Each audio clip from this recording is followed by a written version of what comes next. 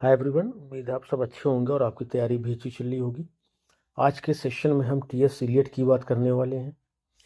इनके बारे में हम जानते हैं कि जो टी.एस. इलियट है ये मॉडर्न टाइम के बहुत बड़े पोएट और क्रिटिक हैं। इनका जन्म 26 सितंबर 1888 को हुआ था, Saint Louis Missouri, United States में।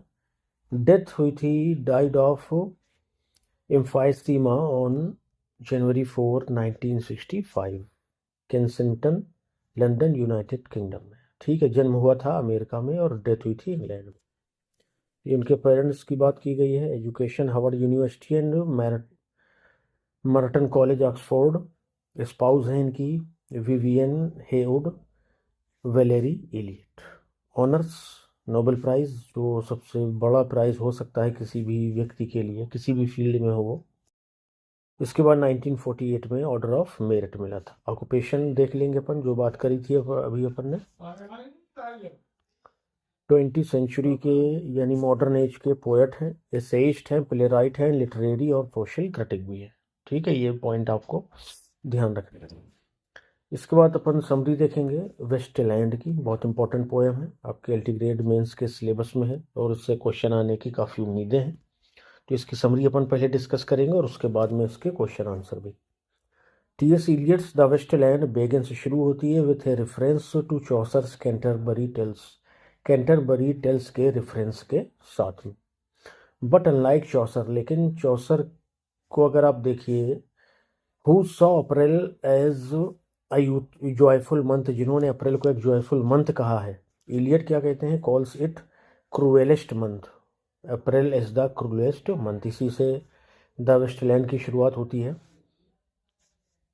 तो दोनों में ये डिफरेंस है कि चौसर जो है इसे मंथ ऑफ जॉय कहते हैं, जबकि इलियट इसे क्रूएलेस्ट मंथ कहते हैं।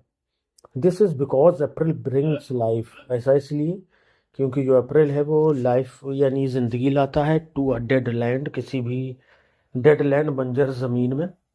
वाइल विंटर, जबकि जो विंटर है यानी ठंड है, हेल्प्ड पीपल, लोगों की मदद करती है, फॉरगेट, भूलने में, the decay underneath by covering it with snow. The decay, उस बर्बादी को जो अंडरनीथ चली जाती है, by covering it with snow, बर्फ से ढक करके, या जो डिके अंडरनीथ होता है लोगों के अंदर जो दुख के या परेशानियों के कुछ भावनाएं या ख्याल रहते हैं, तो वो बर्फ से ढक जाते हैं, तो ठंड उनको ख़त्म कर देती है, ये कहने का मतलब।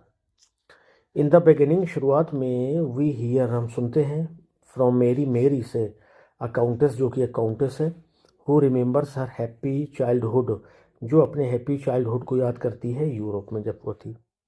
स्लेडिंग विथ हर कज़िन, अपने कज़िन के साथ में स्लेडिंग किया करती थी। आर्क ड्यूक, जो कि आर्क ड्यूक है, जो कज़िन है इनके। Then a women's voice appears, तभी एक महिला की आवाज़ सुनाई देती है, कॉलिंग हर सेल्फ, जो अपने आप को कह रही होती है हयाशिंथ गर्ल।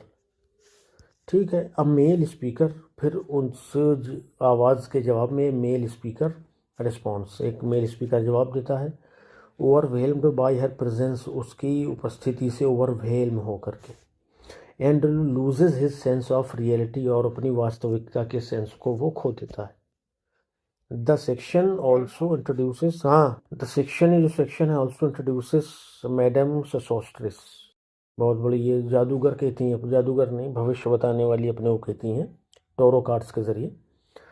अब फॉर्च्यून टेलर हैं ये, यूजिंग टेरो कार्ड्स। ठीक है, the first part ends with a soldier meeting Stetson, Stetson से एक सिपाही मिलने आता है, उसी से फर्स्ट पार्ट ख़त्म हो जाता है। A man he new from the ancient battle of मेले, ये वो व्यक्ति है जिन्हें वो जानता है, वो सोल्जर, बैटल ऑफ मेले से, या माइले कह लीजिए। And asks about a cops, और एक कॉप्स के बारे में पूछता है, प्लांटेड इन हिज गार्डन, जो उसके गार्डन में लगाया गया है। कॉप्स तो लाश होती है। Returning to the image of rebirth and decay, होगा कुछ, इसको देख लीजिएगा एक बार। तो returning to the image of rebirth और डिके, ये जो है रीबर्थ जन्म और डिके और मृत्यु की इमेज को प्रस्तुत करता है, इधर हमें लौट करके जाना है।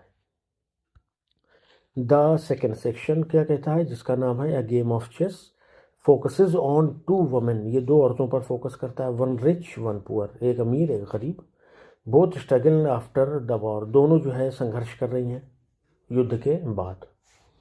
The rich women is described in her luxurious dressing room, उस रिच वुमेन को उसके dressing room, luxurious dressing room में दिखाया गया है। ट्राइंग टू अपीयर अट्रैक्टिव, जो अपने आप को सुंदर दिखाने की कोशिश में लगी है। She and her husband fail to communicate, वो और उसके पति बातचीत नहीं करते, possibly due to his shell shock, शायद उसके शेल शॉक की वजह से, मतलब शेल शॉक युद्ध से लौटने की वजह से जो धक्का उसको लगा है, जिस वजह से ये दोनों में बात नहीं होती है।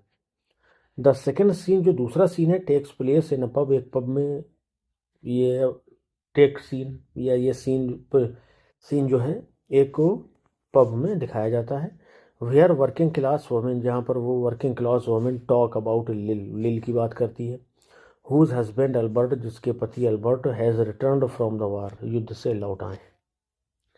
लिल इज़ एग्जॉस्टेड, लिल बहुत ज़्यादा एग्जॉस्ट है, थकी हुई है, बाई मल्टीपल प्रेगनेंसीज की वजह से, एंड अबॉर्शन पिल्स की वजह से, which have aged her too soon, जिसकी वजह से वो जल्दी बूढ़ी दिखने लगी है। ये सब वो परेशानियां हैं जो वर्ल्ड वॉर के बाद इन्होंने दिखाने की कोशिश की है कि क्या क्या बदलाव आए लोगों में, उनकी सोच में, और जो लोग युद्ध से लौटे उन पर क्या बीत रही है, अब उनकी ज़िंदगी कैसी, वो सारा कुछ बताया है। थर्ड सेक्शन की अगर बात करेंगे तो द फायर सरमन है, is about sexual decay and meaningless relationship, sexual decay की बात करता है थर्ड सेक्शन, मीनिंगलेस रिलेशनशिप की भी बात करता है, अर्थहीन रिश्तेदारी की। इट ओपन्स विथ निम्स, वो nymphs prostitutes on the banks of the river Thames, इनसे शुरू होता है, प्रोस्टिट्यूट्स से। Eliot also mentions Mrs Potter's brothel, Mrs Potter's के या पॉटर के ब्रोथेल को भी मेंशन करते हैं। द रेप ऑफ फिलोमेला को भी इसमें डिस्कस या मेंशन करते हैं। एंड अ टाइपिस्ट, और एक टाइपिस्ट, एंड अ क्लर्क, और एक क्लर्क को दिखाते हैं। Who engage in mechanical loveless sex, जो एक मैकेनिकल लवलेस सेक्स में विलीन है। Several female voices speak out, बहुत सारी फीमेल वॉइसेस अचानक बोल उठती हैं। Known as the Thames daughters, जिन्हें टेम्स डॉटर्स के नाम से जाना जाता है। Who tell how they were betrayed by women, जो कहती हैं, बताती हैं कि उन्हें कैसे आदमियों ने धोखा दिया है। फोर्थ सेक्शन क्या कहता है? Death by water is a short 10-line lyric, about Phlebas, ठीक है। तो ये जो चौथा सेक्शन है आपका, ये 10 लाइन का एक लिरिक सा है जो कि फ्लेबस की बात करता है। The Phoenician, a dead trader who has drowned, एक मरा हुआ ट्रेडर जो कि मर के बह गया है, जो डूब गया था, सॉरी।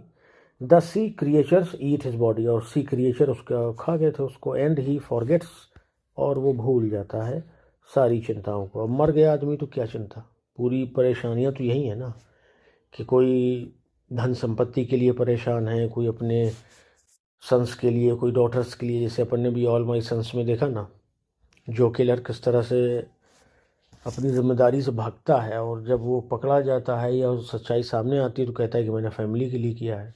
तो ये भी बहाने हैं लोगों के पास। तो ये सारी चीज़ें दुनिया में ही है, मरने के बाद सबसे फ्री है आदमी। The poet reminds readers of their own mortality through this image, poet जो है रिमाइंड्स रीडर्स को याद दिलाते हैं ऑफ दियर ओन मॉर्टेलिटी, उनके खुद के मर जाने को, थ्रू दिस इमेज, इस इमेज के द्वारा, कि आज वो गए हैं कल हम जाएंगे। द फाइनल सेक्शन यानी पांचवा जो सेक्शन है, what the thunder said is full of chaotic and broken language, बहुत ज़्यादा क्योटिक और ब्रोकन लैंग्वेज से भरा हुआ है। Showing the spiritual dryness of modern life, जो कि आधुनिक जीवन के सूखेपन को दिखाता है, जो दैवीयता से खाली है, यानी उसके अंदर आत्मा के लिए, हम कहाँ से आए हैं, गॉड के लिए, गॉड ने हमें क्यों बनाया है, दुनिया में क्यों भेजा है, इन सबसे खाली है विचारों से, उसको कोई मतलब नहीं, खाली वो मटीरियलिज्म में लगा हुआ है। People wonder in a barren land, लोग जो है एक बंजर भूमि में घूम रहे हैं बस, सीकिंग, ढूंढ रहे हैं होली ग्रेल को। सिटीज़ लाइक, होली ग्रेल जो है ना, ये ईसाई, कहिए कि ईसाई धर्म से जुड़ी है, बाइबल से भी जुड़ी है। होली ग्रेल को बड़ा पवित्र एक माना जाता है। होली ग्रेल एक ताबूत है असल में, ठीक है, और उसी में एक वमेन है, उनको दफनाया गया है, उसको इन्होंने होली होली ग्रेल का नाम दिया। उनके यहाँ अलग अलग मान्यताएं हैं इसको लेकर के। अच्छा, इसकी बात होगी तो करें जो शहर हैं जैसे जेरूसलम है, एथेंस है, अलेक्जेंड्रिया है, वियना है, लंदन है, are shown as in real, अब वास्तविक दिखाए गए हैं। डिस्ट्रॉयड एंड रीबिल्ट, डिस्ट्रॉय बर्बाद हो चुके हैं, रीबिल्ट फिर उन्हें बनाया जा रहा है नए सिरे से। अ डिकेइंग चैपल अपीयर्स, एक डिकेइंग बर्बाद हो चुका चैपल अपीयर होता है, पॉसिबली फ्रॉम ग्रेल लीजेंड, और शायद वो ग्रेल लीजेंड से संबंधित है।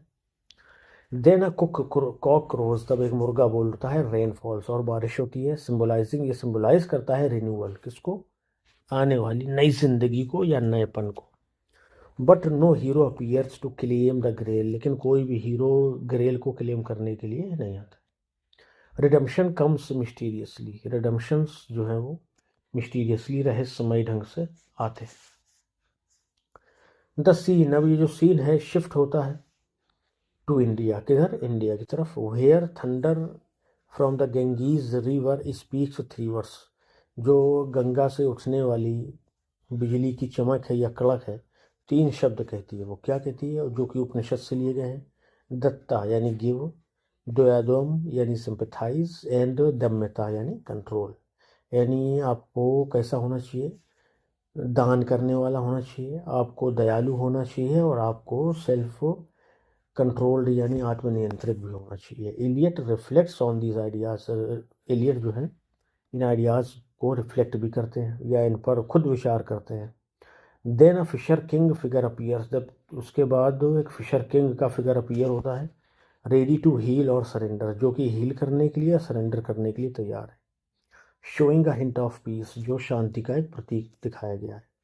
The poem ends with fragmented lines, जो कविता है फ्रेगमेंटेड लाइन्स पर ख़त्म होती है। From songs Dante and Elizabethan plays and finishes with shanti shanti shanti. ये जो पोएम है ये दांते और एलिजाबेथन प्लेज की अलग अलग लाइन्स पर आकर के ख़त्म होती है। लास्ट में उनको ये लाइन्स जो हैं लास्ट में आती हैं, और ये जो पोएम है ये शांति शांति शांति पर ख़त्म होती है। A Sanskrit chant meaning the peace which pass through understanding, ठीक है, शांति शांति कहते ही हैं बहुत से लोग। चैंट मीनिंग जिसका मतलब है the peace which pass through understanding, एक ऐसी शांति जो समझदार होने पे मिलती है, ठीक है, या जो समझदारी के बाद आकर के गुजर जाती है, ये भी सेंस है, लेकिन समझदार होने के बाद मिलती है, ये ज़्यादा अच्छा है। ठीक है, ये तो इसके 5 सेक्शन की अपन ने बात कर लिया। बात कर लेते हैं की थीम्स की। डिसइल्यूजनमेंट भ्रम, डीके बर्बादी, स्पिरिचुअल ड्राइनेस और दैवीयपन से खाली, यानी भगवान से ईश्वर से उनको कोई मतलब नहीं। लॉस ऑफ मीनिंग, अपने ज़िंदगी का अर्थ मतलब भूल चुके हैं हम किस लिए आए थे। होप ऑफ रिन्यूअल, और उसके बाद hope of renewal through which spiritual awareness, किसके द्वारा, स्पिरिचुअल अवेयरनेस के द्वारा, थ्रू स्पिरिचुअल अवेयरनेस, ठीक है। तो इसकी की थीम आपको ध्यान रखनी है, डिसइल्यूजनमेंट, डीके, स्पिरिचुअल ड्राइनेस और लॉस ऑफ मीनिंग, और इन सब के बावजूद होप ऑफ रिन्यूअल, एक नई शुरुआत की आशा, ठीक है। चलिए क्वेश्चन नंबर पहला देखेंगे। In what ways can the Waste Land by T S. Eliot be regarded as a modern epic, किस तरीके से आप वेस्टलैंड को टी.एस. इलियट का मॉडर्न एपिक कह सकते हैं, या टी.एस. इलियट के द्वारा रचित वेस्टलैंड को आप किस वजह से मॉडर्न एपिक मानते हैं या कहते हैं, वो वजह बताइए। चलिए बताएंगे अपन। टी.एस. इलियट्स द वेस्टलैंड 1922 में पब्लिश हुई थी। Can be read as a modern epic, इसे मॉडर्न एपिक की तरह पढ़ सकते हैं। बिकॉज क्योंकि it embodies the spirit of an age, ये एक एज की आत्मा को प्रस्तुत करती है, सोच को, विचार को, रहने सहने के ढंग को। शैटर्ड बाय वॉर, जिसे वॉर ने, युद्ध ने बिखेर दिया। डिसबिलीफ को दर्शाती है। कल्चरल फ्रेगमेंटेशन और सांस्कृतिक अलगाव को दिखाती है, यानी सांस्कृतिक रूप से भी अब लोग एक नहीं है, सब अलग हैं। ट्रेडिशनली, परंपरागत ढंग से, an epic is a long narrative poem, जो एपिक होती है लॉन्ग नरेटिव पोएम होती है। दैट रिकॉर्ड्स हीरोइक डीड्स, जो हीरोइक डीड्स को रिकॉर्ड करती है। And reflects the values of a civilization, और एक सिविलाइजेशन की वैल्यूज को रिफ्लेक्ट भी करती है। While Eliot's poem departs from classical convention it lacks an invocation. अच्छा, वाइल जबकि इलियट्स की जो पोएम है डिपार्ट्स फ्रॉम क्लासिकल कन्वेंशंस, वो क्लासिकल कन्वेंशन से थोड़ा अलग नज़र आती है, क्योंकि इसमें लैक कमी है इन्वोकेशन टू द म्यूज़ की, जो कि एपिक की सबसे पहली शर्त है कि शुरुआत ही उसी से होनी चाहिए, और अ नेशनल हीरो की वो भी नहीं है इसमें। It redefines the epic form to suit the modern world. ये इन्होंने किया क्या है टी.एस. इलियट ने, कि जो ये एपिक फॉर्म है इसको रीडिफाइन किया है ताकि वो मॉडर्न वर्ल्ड के हिसाब से अब सूट कर सके। Instead of celebrating heroic triumph या हीरोइक जीत या विजय को सेलिब्रेट करने के बजाय इलियट प्रेजेंट करते हैं the collapse of spiritual and cultural and moral values. समाज में व्याप्त, अच्छा इसको भी जोड़ लीजिए, post world war first Europe, करें कि प्रथम विश्व युद्ध के यूरोप में किस तरह से स्पिरिचुअल, कल्चरल और मोरल वैल्यूज़ की कमी आ रही थी, कैसे उनकी बर्बादी आ रही थी, इस बात को इलियट ने दिखाया है इस पोएम में। The poem so fragmented structure, जो पोएम का फ्रेगमेंटेड स्ट्रक्चर है, शिफ्टिंग वॉइसेस हैं एंड मेथोलॉजिकल इल्यूजन्स हैं, mirror the disintegration of modern civilization. Mirror ये दर्शाते हैं किसको, डिसइंटीग्रेशन, अलगाव को, ऑफ मॉडर्न सिविलाइजेशन, आधुनिक सभ्यता के, कि आधुनिक जो सभ्यता है वो अपने शिफ्टिंग वॉइसेस की वजह से, मेथोलॉजिकल इल्यूजन्स की वजह से और फ्रेगमेंटेड स्ट्रक्चर की वजह से अलग थलग पड़ गई है पुरानी संस्कृतियों से, या इसने अपना अलग रास्ता बना लिया, ये भी आप कह सकते हैं। Tiresias the blind prophet emerges as a symbolic figure, जो टैर्सियस है जो कि एक ब्लाइंड प्रॉफिट है, emerges as a symbolic figure, वो एक प्रतीकात्मक फिगर के तौर पर सामने आते हैं। Who embodies both male and female experiences, जो मेल फीमेल दोनों के एक्सपीरियंस को दिखाते हैं, बताते हैं। Suggesting that insight not action, वो मेल और फीमेल दोनों इंसाइट को दिखाने वाले हैं, नॉट एक्शन, ना कि उनके कामों को। Is the true form of heroism in modernity, और यही जो है वो ट्रू फॉर्म ऑफ हीरोइज्म है मॉडर्निटी, आधुनिक युग में। लाइक होमर और वर्जिल, होमर या वर्जिल की तरह इलियट ने इनकॉर्पोरेट्स हिस्ट्री एंड मिथ और हिस्ट्री को मिला दिया है। बट ही डज सो, लेकिन उन्होंने ऐसा किया है थ्रो कोलैज, मिला करके, क्या, ब्रिंगिंग मॉडर्न वॉइसेस, आधुनिक आवाज़ों को, ब्रिंगिंग टुगेदर वॉइसेस, आवाज़ों को साथ मिला करके, फ्रॉम दांते की चाहे आवाज़ हो या महात्मा बुद्ध की आवाज़ हो, द उपनिषद हो या शेक्सपियर हो, इन सभी को मिला करके उन्होंने क्या किया है, हिस्ट्री और मिथ को इनकॉर्पोरेट कर दिया। Ultimately the Waste Land fulfils Ezra Pound's idea of the epic, और ये जो वेस्टलैंड है जिसके जो इसको ऐसा कहिए कि जब इन्होंने टी.एस. इलियट ने इसको लिखा था तो अपने जिनको उस्ताद मानते थे इजरा पाउंड को, तो उनके पास लेके गए थे। तो बहुत लेंदी इन्होंने लिखी थी वेस्टलैंड को, लेकिन इन्होंने काट छांट करके एडिटिंग करके उसको छोटा किया था, और शायद इन्हीं के कहने पर ही टी.एस. इलियट ने इसको लिखा था। वही बात कही गई है कि द वेस्टलैंड जो है fulfils Ezra Pound's idea of epic, Ezra Pound के आइडिया ऑफ एपिक को फुलफिल भी करती है। अ पोएम इंक्लूडिंग हिस्ट्री, एक ऐसी पोएम जिसमें इतिहास की बात की गई हो। Since it not only records the disillusionment of a generation, सिर्फ ये, अच्छा ये इसको भी लीजिए, क्योंकि ये सिर्फ डिसइल्यूजनमेंट ऑफ अ जनरेशन, किसी पीढ़ी के भ्रम को ही, भटकने को ही नहीं दिखाती है, but also gestures toward renewal, ये हमें रिन्यूअल की तरफ भी ले जाती है। थ्रू द उपनिषदिक मैसेज या उपनिषद के मैसेज के साथ में, जो कि है दत्ता यानी प्रदान करना, द्वैदम यानी दूसरों के साथ उदारता से पेश आना, उनके साथ सहानुभूति रखना, दम्यता और अपने आप को कंट्रोल में रखना। फिर इसके बाद आता है शांति एंड शांति और शांति, ठीक है, इससे ये खत्म हो जाए। तो यानी ये जो एंड है इसका, जो कि ख़त्म होता है उपनिषद के इस वाक्य या इस क्या कहिए फ्रेज के साथ में, तो ये आपको जो है सिर्फ डिसल्यूजनमेंट यानी आधुनिक युग की सिर्फ बर्बादी नहीं दिखाता है आपको, बल्कि ये उसमें सुधार ला करके एक नई शुरुआत को भी करने के लिए कहता है। तो ये है आपका पहला क्वेश्चन वेस्टलैंड का, जो कि है मॉडर्न एपिक इसको क्यों कहते हैं। ठीक है, उसकी हमने बात कर ली। इसमें कुछ कमियां भी हैं, जैसे इन्वोकेशन ऑफ म्यूज नहीं है, कोई एक हीरोइक इसमें कैरेक्टर नहीं है, यानी कोई राजा या कोई नोबलमैन या कोई वॉरियर, बल्कि आम लोगों को ही इसमें दिखाया है। और इन्होंने जो लिखा है तो इन्होंने कई लोगों की आवाज़ों को एक साथ मिलाने की कोशिश की है। वो दांते भी हैं उसमें, और आपके लॉर्ड बुद्धा भी हैं, उपनिषद्स भी हैं हमारे, और शेक्सपियर भी हैं। ठीक है, और ये हमें बताते हैं कि हमें दयावान होना चाहिए, सॉरी, हमें दान दान करने वाला होना चाहिए, और दयावान होना चाहिए, और हमें आत्मनियंत्रित भी होना चाहिए। फिर ये अपनी बात को शांति शांति शांति कह करके ख़त्म करते हैं। ठीक है, इसके बाद है क्वेश्चन नंबर 2 एंड इसके बाद है क्वेश्चन नंबर 3। ये हम अगले सेशन में डिस्कस करेंगे। उम्मीद है ये सेशन आपको पसंद आया होगा। अगर पसंद आया है तो लाइक शेयर करिए, चैनल को सब्सक्राइब भी करते चलिए। ठीक है, टेलीग्राम को ज्वाइन कर लीजिए, आपको PDF सारी वहीं मिल जाएंगी। चलिए, मिलते हैं नेक्स्ट सेशन में। Till then bye bye, thank you.